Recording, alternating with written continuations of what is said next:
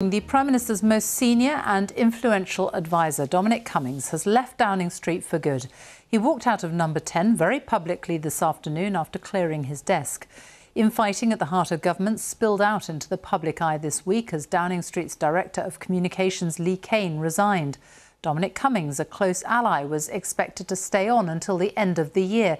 But after a conversation with Boris Johnson today, it was decided he should go immediately. This report from our Deputy Political Editor, Vicki Young, contains flash photography. Leaving for the final time. One of the most influential figures in Westminster propelled out of the door after a power struggle that erupted publicly and left Downing Street in turmoil. Dominic Cummings has been at Boris Johnson's side for years and made plenty of enemies. The Prime Minister's been persuaded he needs a different style of government, which means no place for some of his most loyal advisers. Dominic Cummings made his name as a formidable campaigner, first against the UK joining the euro. It was the EU referendum that forged his relationship with Boris Johnson, and he was credited with the winning slogan, "Take back control." But the move into government threw up different challenges. Mr Cummings was ruthless with those he didn't consider to be loyal. He was dismissive of the Cabinet, Conservative MPs and the civil service. Parliament was controversially suspended when it tried to block a no-deal Brexit.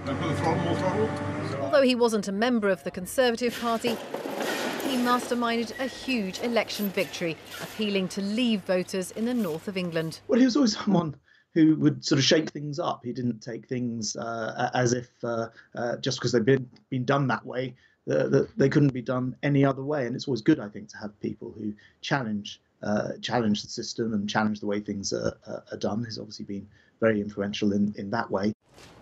But the COVID pandemic left little room for his ambitious reforms. And then there was the infamous trip to Barnard Castle. While millions followed the rules and stayed at home, Mr Cummings drove hundreds of miles to County Durham and was later forced to explain his actions. We agreed that we should go for a short drive to see if I could drive safely. There was uproar, but Mr Johnson stuck by him. Today, many Tory MPs are glad he's gone. Mr Cummings has been a liability. I would like the Prime Minister to see this as an opportunity to muck out the stables, to get in the team of people that he really needs and deserves behind him. Every day, the people working in that building make important decisions that affect every one of us. And this week, the Prime Minister's decided he wants a new team to do that. Conservative MPs hope that it'll mean a different tone from the government, less division, less aggression. What we don't know is whether it will mean a change in policy direction, and only the Prime Minister can decide that. The influence of Boris Johnson's fiancée has also played its part in this drama. Carrie Simons worked for the Conservative Party for years and was said to be unhappy with the team around him.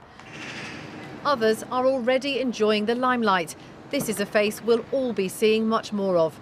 Former journalist Allegra Stratton will speak for the Prime Minister at new daily press conferences. The aim is a smoother operation. Well, it was at a meeting this afternoon between Boris Johnson, Dominic Cummings and former Director of Communications Lee Cain that it was decided that they should leave immediately. I'm told the Prime Minister wanted to clear the air and move on. But there are already very different versions of what went on at that meeting circulating.